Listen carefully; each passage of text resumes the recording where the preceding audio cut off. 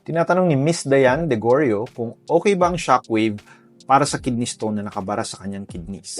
Ang sinasabi ni Diane dito na shockwave ay yung extracorporeal shockwave lithotripsy or ESWL for short.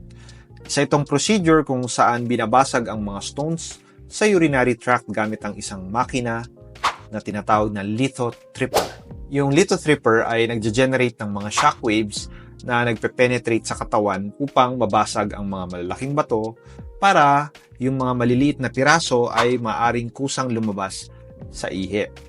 Ginagamit ito kasama ng X-ray para malocate ang mga bato na babasagin.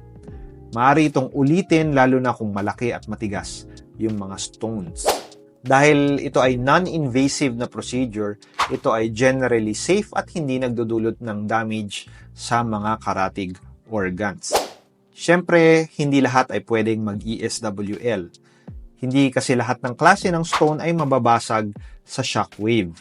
Yung mga buntis, may active urinary tract infection, o yung mga naka-aspirin at clopidogrel ay hindi kadalasan pinapasailalim sa ESWL.